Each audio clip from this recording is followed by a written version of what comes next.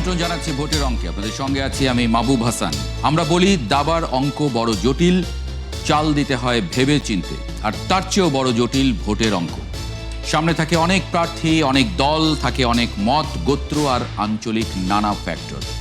আর এসবই নির্ধারণ করে নির্বাচনের জয় পরাজয়ের জটিল সব সমীকরণ। আজ আমরা কথা বলবো ফরিদপুর এবং হবিগঞ্জের ভোটের অঙ্ক নিয়ে, মেলানোর চেষ্টা করব। ফরিদপুর 1 আসনটি মধুখালী, বোয়ালমারী, আলফাডাঙ্গা উপজেলা নিয়ে গঠিত। এখানে 1991 সাল থেকে 2008 সাল পর্যন্ত সবগুলো নির্বাচনের মধ্যে আওয়ামী লীগ 4 বার, বিএনপি উপনির্বাচনে 1 বার, তাও শাহ আবু জাফর আওয়ামী লীগ থেকে বিএনপিতে যোগ দেওয়ার পরে, এবং স্বতন্ত্র এখানে 1 বার জিতেছে। আমরা যদি ভোটের অঙ্ক একটু দেখে নিই। ফরিদপুর 1-এ মোট ভোটার 5,10,556 জন, নারী ভোটার 2,51,000, পুরুষ ভোটার আছেন 2,59,000 এবং তৃতীয় লিঙ্গের এখানে 1 জন ভোটার আছেন। তরুণ ভোটার 2008 সালের পরে যারা ভোটার হয়েছেন, যারা প্রথমবারের মতো এবার ভোট দিতে চলেছেন, ফ্রি, ফেয়ার এবং ক্রেডিবল কোনো ইলেকশন সামনে পেয়ে, সেই সংখ্যাটা 1,93,000, যেটা মোট ভোটারের প্রায় 38%। ফরিদপুর 2 আসন, যেটি নগরকান্দা এবং সালথা উপজেলা নিয়ে গঠিত। এখানে 1991 সাল থেকে 2008 সাল পর্যন্ত সবগুলো নির্বাচনের মধ্যে আওয়ামী লীগ 2 বার, বিএনপি 3 বার জিতেছে। এখানে বিএনপির সাবেক মহাসচিব KM ওবায়দুর রহমান নির্বাচন করতেন এখান থেকে। তিনি একাধিকবার এখানে জিতেছেন। আমরা যদি একটু ভোটের হিসাবটা দেখে নিই। ফরিদপুর 2-এ মোট ভোটার 3,32,000, নারী ভোটার তার মধ্যে 1,59,000, পুরুষ ভোটার 1,72,000 এবং তরুণ ভোটার যারা 2008 সালের পরে ভোটার হয়েছেন, সেই সংখ্যাটা এখানে 1,15,000-এর বেশি, এবং সেটা মোট ভোটারের প্রায় 35%। ফরিদপুর 3, যেটি সদর উপজেলা নিয়ে গঠিত। এখানে 1991 সাল থেকে 2008 সাল পর্যন্ত সবগুলো নির্বাচনের মধ্যে আওয়ামী লীগ 1 বার এবং বিএনপি 4 বার জিতেছে। এখান থেকে নির্বাচন করতেন চৌধুরী কামাল ইবনে ইউসুফ, এবার তার মেয়ে লড়ছেন। আমরা যদি ভোটের হিসাবটা একটু দেখি। ফরিদপুর 3-এ মোট ভোটার 4,32,000, নারী ভোটার 2,16,000, পুরুষ ভোটার 2,15,000, তৃতীয় লিঙ্গের 6 জন ভোটার আছেন এখানে, এবং 2008 সালের পরে ভোটার হয়েছেন, সেই সংখ্যাটা 1,64,000। যাদেরকে আমরা তরুণ ভোটার বলছি, সেই সংখ্যাটা 38% এই আসনে। ফরিদপুর 4, ফরিদপুরের সর্বশেষ আসন। এটি ভাঙা, সদরপুর এবং চরভদ্রাসন উপজেলা নিয়ে গঠিত। এখানে 1991 সাল থেকে 2008 সাল পর্যন্ত সবগুলো নির্বাচনের মধ্যে আওয়ামী লীগ 4 বার জিতেছে এবং বিএনপি 1 বার জিতেছে 1996 সালের ফেব্রুয়ারির নির্বাচনে। আমরা ভোটের হিসাবটা যদি একটু দেখে নিই। ফরিদপুর 4-এ মোট ভোটার 4,96,000, নারী ভোটার 2,42,000, পুরুষ ভোটার 2,54,000, তরুণ ভোটার 2008 সালের পরে যারা ভোটার হয়েছেন, প্রথমবারের মতো ভোট দেওয়ার জন্য অপেক্ষা করছেন, সেই সংখ্যাটা 2,19,000-এর মতো, সেটা মোট ভোটারের প্রায় 44%। আমরা দেখে নিলাম। এই মুহূর্তে মাঠের চিত্রটা একটু দেখতে চাই। আগের ভোটের যে ফলাফল, সেই হিসাব দেখছিলাম আমরা। মনিরুল ইসলাম টিটোকে একটু যুক্ত করে নেব ফরিদপুর থেকে। মনিরুল ইসলাম টিটো, আমরা ফরিদপুরের যে 4টি আসন দেখেছি, সেই 4টি আসনের মধ্যে 2টি আসনে আওয়ামী লীগ বরাবর ভালো করেছে, আর 2টি আসনে বিএনপি বরাবর ভালো করে এসেছে। ভালো করে এসেছে বলতে এরকম বলা হয় যে 91 সাল থেকে 2008 সাল পর্যন্ত প্রায় সবগুলো নির্বাচনেই, বেশিরভাগ নির্বাচনে বিএনপি এখানে জিতেছে। বিএনপির 2 জন ডাকসাইটে নেতা এখানে ছিলেন, চৌধুরী কামাল ইবনে ইউসুফ এবং KM ওবায়দুর রহমান। এবারে এই আসন দুটোর কি পরিস্থিতি? বাকি আসন দুটোতে যেহেতু আওয়ামী লীগ নির্বাচনে নেই, এই আসনগুলোর পরিস্থিতি বাকি। মাহবুব, ফরিদপুরের ভোটের অঙ্কটা কিন্তু এবছর জটিল বলা যায় এই নির্বাচনে। কারণ এই আপনি যেমনটি বলছিলেন যে ফরিদপুর সদর আসন বরাবরই কিন্তু বিএনপির দখলে ছিল, কিন্তু গত 15 বছর বা 16-17 বছর এই সময়টাই কিন্তু শেখ হাসিনার যে বেয়াই খন্দকার মোশাররফ হোসেন, তিনি এই ক্ষমতায় থাকাকালে এখানে বিএনপির যে দুর্গ, সেই দুর্গে তিনি হানা দেন এবং এখানে তিনি আওয়ামী লীগকে প্রতিষ্ঠা করার করার একটি চেষ্টা করেছেন, কিছুটা সফল হয়েছেন। তো ফরিদপুরের যে চারটি আসনের মধ্যে যদি আমরা এক আসনের পরিস্থিতি একটু দেখতে চাই, সেখানে কিন্তু বরাবরই আওয়ামী লীগ সেখানে অধ্যুষিত এলাকায় বলা যায়, এবং আওয়ামী লীগের ভোট ব্যাংকটা অনেক জটিল সেখানে, এবং সেখান থেকে একবার শাহ মোহাম্মদ আবু জাফর তিনি নির্বাচিত হয়েছিলেন। এবছর কিন্তু তিনি নির্বাচন করছেন না, আর না করার কারণে তার যে সমর্থক ছিলেন সেই সমর্থকরা বর্তমান যিনি বিএনপির থেকে মনোনয়ন পেয়েছেন তার দিকে কেউ কেউ ঝুঁকে পড়েছেন, কেউ বিপরীত দিকে ঝুঁকেছেন। তো এই আসনটিতে কিন্তু ত্রিমুখী বা চতুর্মুখী লড়াই হতে পারে এমনটি মনে করছেন অনেকে, যদিও এখানকার যে বর্তমান বিএনপির প্রার্থী রয়েছেন তিনি যথেষ্ট শক্তিশালী অবস্থানে রয়েছেন। তিনি গত 16-17 বছর ধরেই কিন্তু নেতাকর্মীদের পাশে ছিলেন। যখন নির্যাতনের শিকার হয়েছে নেতাকর্মীরা, তাদেরকে তিনি তার পাশে থেকে তাদেরকে সাপোর্ট দেওয়ার কারণে এই আসনে কিন্তু বিএনপির অবস্থা খুবই সুসংগঠিত বলা যায়। পাশাপাশি এই আসনে থেকে নির্বাচন করছেন জামাত জোটের প্রার্থী, যিনি জামাত ইসলাম থেকে নির্বাচন করছেন।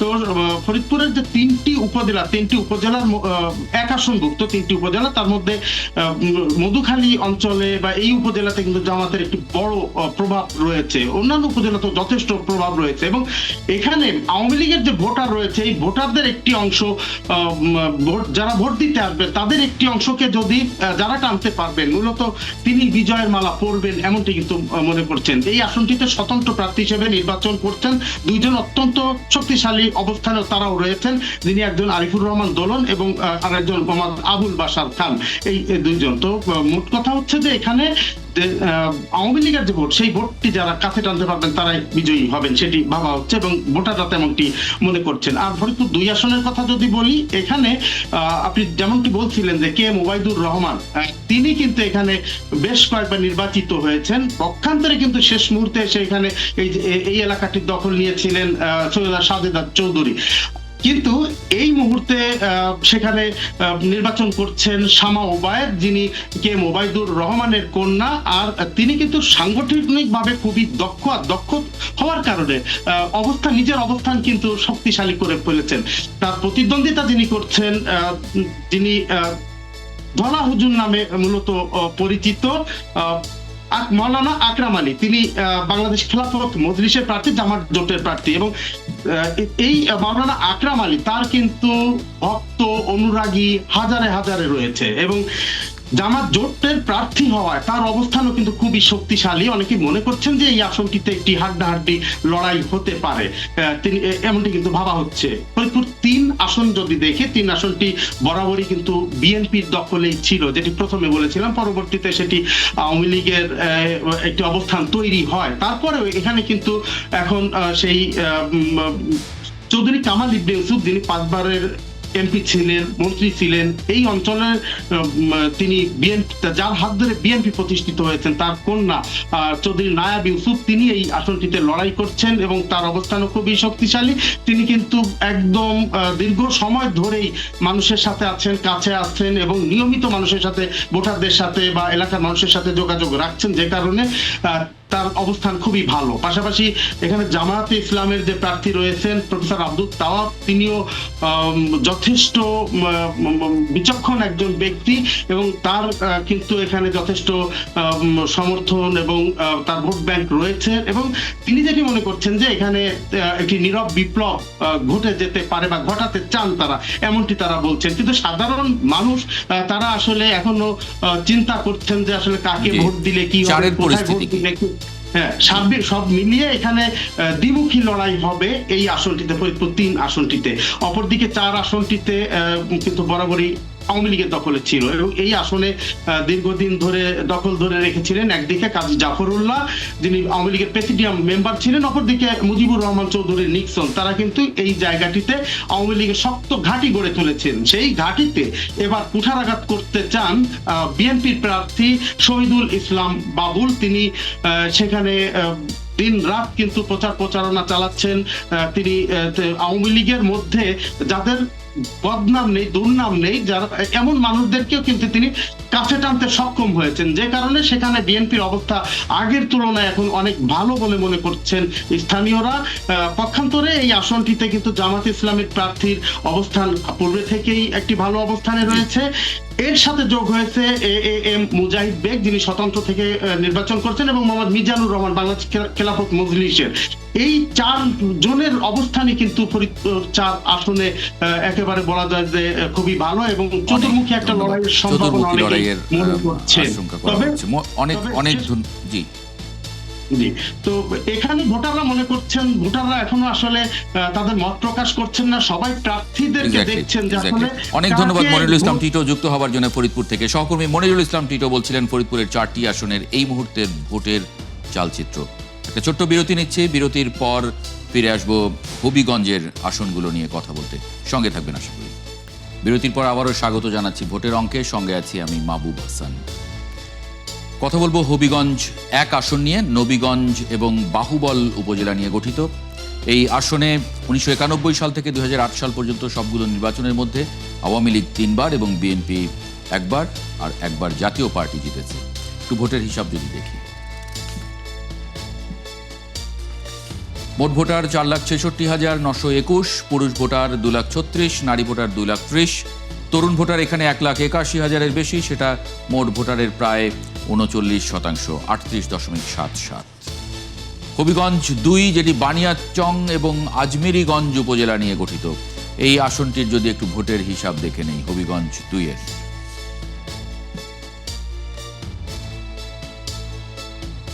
হবিগঞ্জ 2-এ মোট ভোটার 3,94,000, পুরুষ ভোটার 2 লাখ, নারী ভোটার 1,94,000। তরুণ ভোটার আছেন এখানে 1,55,000-এর বেশি, সেটা মোট ভোটারের প্রায় 39%, 39.39। হবিগঞ্জ 3, যেটি সদর এবং লাখাই শায়েস্তাগঞ্জ উপজেলা নিয়ে গঠিত, 3-এর যদি একটু ভোটের হিসাব দেখি, মোট ভোটার 4,19,573, পুরুষ ভোটার 2,13,000, নারী ভোটার 2,06,000। তৃতীয় লিঙ্গের 13 জন ভোটার আছেন এই আসনে, এবং তরুণ ভোটার 1,66,977, যেটা মোট ভোটারের প্রায় 40%, 39.80। হবিগঞ্জ 4, যেটি চুনারুঘাট এবং মাধবপুর উপজেলা নিয়ে গঠিত, চুনারুঘাট এবং মাধবপুরের ভোটের হিসাবটা যদি দেখি, হবিগঞ্জ 4, মোট ভোটার এখানে 5,12,000-এর বেশি আছে, পুরুষ ভোটার 2,78,000, নারী ভোটার 2,74,000-এর মতো। এখানে তরুণ ভোটার আছেন 1,85,000, যেটা মোট ভোটারের প্রায় 36%।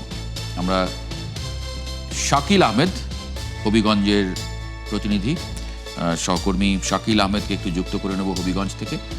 শাকিল আহমেদ, একটু আমাদের জানাবেন যে মাঠের চিত্র আসলে কি বলছে হবিগঞ্জের এই 4টি আসনে। মাহবুব, আমি প্রথমেই হবিগঞ্জের 4টি আসনের মধ্যে হবিগঞ্জে 1 আসন রয়েছে, অর্থাৎ নবীগঞ্জ বাহুবল নিয়ে। এই আসনে আসলে বিএনপিতে যোগদান করেছেন যিনি ডক্টর রেজা কিবরিয়া, তিনি এখানে বিএনপি মনোনয়ন নিয়ে ধানের শীষ প্রার্থী হিসেবে নির্বাচনে অংশগ্রহণ করছেন। এবং এখানে কিন্তু বিএনপির যে সাবেক এমপি অর্থাৎ শেখ সুজাত মিয়া, তিনি কিন্তু এখানে এখন স্বতন্ত্র প্রার্থী হিসেবে তিনিও নির্বাচনে অংশগ্রহণ করছেন। আর যেহেতু এই উপজেলাটি প্রবাসী অধ্যুষিত এলাকা, সেই অনুযায়ী এখানকার যে অবস্থা, এখানে বলা যায় যে জোটের যে 11 দলীয় যে জোট আছে, সে জোটের একজন প্রার্থী রয়েছেন।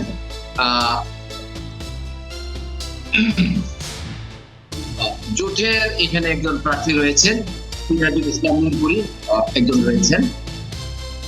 তো এখানে যিনি প্রার্থী আছেন তিনি এখানে 3 জন আছেন, অর্থাৎ সব মিলিয়ে এখানে যদি এক নিয়ে কথা বলি, এর মধ্যে হচ্ছে যে যেমনটা আসলে বিএনপির যে অবস্থান, এখানে ভালো অবস্থান ছিল, কিন্তু এখানে যেহেতু বিএনপি থেকে সদ্য বহিষ্কৃত যিনি স্বতন্ত্র প্রার্থী হয়েছেন, তিনি এখানে যেহেতু মাঠ চষে বেড়াচ্ছেন, সেখানে আসলে দ্বিমুখী লড়াই হওয়ার সম্ভাবনা রয়েছে। দলীয় নেতাকর্মী ইতিমধ্যে বিএনপি প্রার্থীর পক্ষে অনেকেই কাজ করছেন, আর স্বতন্ত্র প্রার্থী পক্ষ কিছু লোকজন রয়েছে। হবিগঞ্জ 2 নিয়ে যদি আমি কথা বলি, হবিগঞ্জ 2 হচ্ছে আজমেরিগঞ্জ এবং বানিয়াচং উপজেলা নিয়ে। এটি একটি হাওর বেষ্টিত এলাকা। এখানে আছেন বিএনপি মনোনীত প্রার্থী ডাক্তার সাখাওয়াত হাসান জীবন, এবং এখানে যদিও কোনো স্বতন্ত্র কোনো অর্থাৎ বিএনপি কোনো স্বতন্ত্র প্রার্থী নেই, এখানে আছেন জোটের যিনি বাংলাদেশ খেলাফতের যে মহাসচিব রয়েছেন আব্দুল বাসেত আজাদ, অর্থাৎ বড় হুজুর নামে যিনি পরিচিত। এখানে আসলে বিএনপির অবস্থানটা বেশ ভালো আছে। এখানে যেহেতু হাওর অঞ্চল এলাকা এবং এখানে আসলে মাইনরিটি ভোটও বেশ আছে, যে কারণে এখানে বরাবরই যদিও বিগত দিনগুলিতে আওয়ামী লীগ এখান থেকে সবকটি নির্বাচনী জয় হয়েছিল, কিন্তু এবছর যে নির্বাচনটা এবার হচ্ছে সেখানে আসলে এখন পর্যন্ত বিএনপির অবস্থানটা বেশ ভালো অবস্থানে রয়েছে। আর হবিগঞ্জ 3, যেটা হবিগঞ্জ সদর, লাখাই এবং শায়েস্তাগঞ্জ নিয়ে গঠিত, এই আসনে বিএনপি কেন্দ্রীয় নির্বাহী কমিটির যে সাংগঠনিক সম্পাদক রয়েছেন আলহাজ জিকে ঘোষ, তিনি ধানের শীষের প্রার্থী, এবং জোটের একমাত্র প্রার্থী হিসেবে এখানে জামাতে ইসলামের জেলার যে সাধারণ সম্পাদক রয়েছেন কাজী মহসিন আহমেদ, তিনি প্রতিদ্বন্দ্বিতা করছেন। তো এখানে কিন্তু যেহেতু আলহাজ জিকে ঘোষ এখানে বিগত 17 বছর যাবত তিনি কিন্তু বেশ আন্দোলন সংগ্রাম করে গেছেন, সেই তুলনায় তিনি কিন্তু মাঠে ছিলেন, যে কারণে এখানে অনেকটা বলতে গেলে বেশ সুবিধাজনক অবস্থানে রয়েছেন। এবং বিএনপির প্রার্থীর পক্ষে আসলে যারা এখানে অনেকেই দলীয় নেতাকর্মী এবং যারা আছেন তারা এখানে মাঠে কাজ করছেন। আর জামাতের যিনি প্রার্থী রয়েছেন তিনিও মাঠে কাজ করছেন, যিনি জেলা জামাতের যে সেক্রেটারি কাজী মহসিন আহমেদ। অর্থাৎ এই তিন আসলে বলা যায় যে বিএনপি যিনি প্রার্থী রয়েছেন আলহাজ জিকে ঘোষ, তিনি অনেকটা সুবিধাজনক অবস্থানে রয়েছেন এবং উনি আসলে প্রায় প্রতিদিনই, যেহেতু গেল 17 বছরই তিনি মাঠে ছিলেন, এবং তিনি কিন্তু হবিগঞ্জ পৌরসভার 3 বার মেয়র ছিলেন এবং তিনি কারাবন্দী থাকা অবস্থায় মেয়র নির্বাচিত হয়েছিলেন। তো এখানেও বিএনপির অবস্থান অনেকটাই ভালো এবং এখানে বেশ সুবিধাজনক। আর হবিগঞ্জ 4, যেটা মাধবপুর চুনারুঘাট আসন নিয়ে গঠিত, এটা হচ্ছে হবিগঞ্জ 4, এখানে বিএনপি প্রার্থী হিসেবে প্রতিদ্বন্দ্বিতা করছেন এস এম ফয়সল, তিনি ধানের শীষ প্রতীক নিয়ে। এখানে আছেন বাংলাদেশ খেলাফতের ডক্টর মোহাম্মদ আহমদ আব্দুল কাদের, এবং আছেন আরেকজন ইসলামী বক্তা গিয়াসউদ্দিন তাহেরি। অর্থাৎ এই হবিগঞ্জ 4 যে আসনটি রয়েছে, এই আসনটি আসলে চা বাগান বেষ্টিত, এখানে চা বাগান প্রচুর, যেহেতু চা শ্রমিকদের এখানে একটি ভোট রয়েছে, অনেক প্রায় 90,000-এর মতো ভোট রয়েছে চা শ্রমিকদের। তো এখানে এখন পর্যন্ত যতটুকু দেখা যাচ্ছে যে বিএনপি যিনি প্রার্থী আছেন তিনি বেশ ভালো অবস্থানে আছেন, কারণ যেহেতু এখানে জোটের একজন আছেন এবং জোট ছাড়া একজন আছেন। তো সেই বিবেচনায় এখন পর্যন্ত যে বিএনপির যিনি প্রার্থী রয়েছেন এস এম ফয়সল, তিনি ভালো অবস্থানে রয়েছেন। অনেক এবং ধন্যবাদ আসলে শাকিল আহমেদ যুক্ত হবার জন্য হবিগঞ্জ থেকে। সহকর্মী শাকিল আহমেদ বলছিলেন হবিগঞ্জের 4টি আসনের ভোটের এই মুহূর্তের চালচিত্র। আমরা আমাদের মতো অঙ্ক মেলালাম, আপনার ভোটের অঙ্ক মেলাতে হবে আপনাকেই। কোন হিসেবে তা মেলাবেন সেটা আপনি ভালো জানেন। দেখা হবে আগামীকাল রাত 10টায় পটুয়াখালী জেলার ভোটের অঙ্ক নিয়ে। সংবাদ ও অনুষ্ঠান দেখতে চোখ রাখুন 71-এর ফেসবুক পেজে এবং সাবস্ক্রাইব করুন 71-এর ইউটিউব চ্যানেল। 71-এর সঙ্গে থাকুন।